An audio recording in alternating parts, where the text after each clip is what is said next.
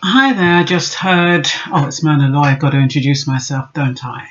And I've got to also do my salutation. So good morning, good afternoon, good night, depending on which part of the world you're listening in from. I'm Mona Loy of Black Bright News and happy that you're watching the video. We're being trumped again, and so I thought I'd raise it only because of the wider implications, not because of the superficial information with regard to the ID. Now, what Trump is saying is that everybody's going to need an ID to go to the supermarket. People are saying he's out of touch. I don't think it's so much that he's out of touch. I think it's about the wider implications of what he is suggesting. Now, when you're thinking about an ID, it's a pain in the butt. That's why they're doing contactless, so you don't need a PIN number.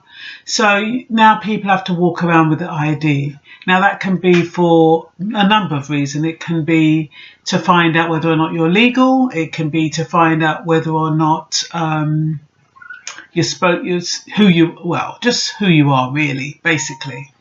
But the most fundamental part of is that I believe that the ID is the introduction or the way forward for the RFID. You know, that thing that they're sticking in people's hands.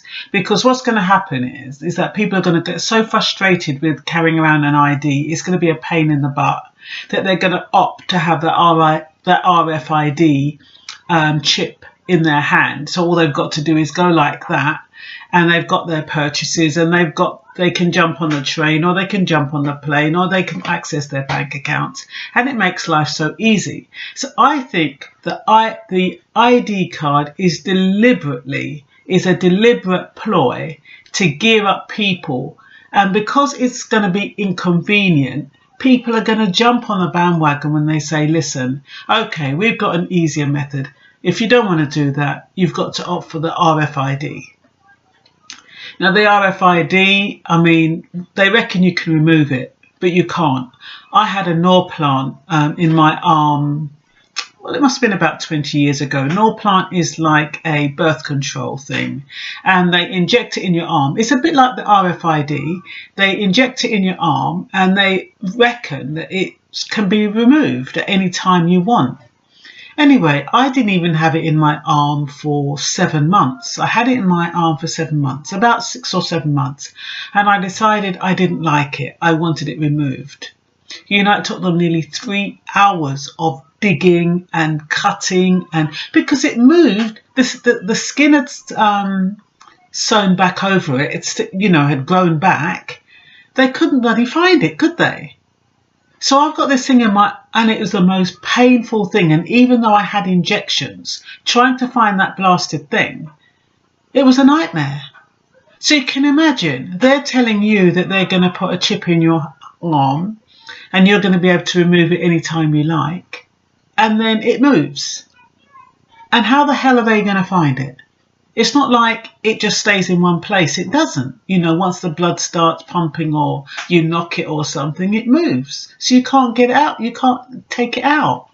And that chip has got every single information possible that they need about you. Bank accounts, medical information. And on the surface, it sounds like a fantastic idea. I don't have to worry about remembering my NHS number, or in America, I don't know what you call it, your social security number. You don't have to worry about remembering anything because it's all on the chip. You just put up your hand and that's it. So I think the ID cards are an introduction to the RFID. I think people are going to say, oh yeah, he's out, like they're saying now, he's out of touch. When last did he go to a supermarket? Blah, blah, blah. People are so naive sometimes. You know, there's always a bigger picture. Things are never the way it seems. And so I thought I'd put my 2 pence worth in. As usual, this is Mona Loy, over and out. Have a lovely evening or a lovely day, whatever time you look at this. Take care now. Bye.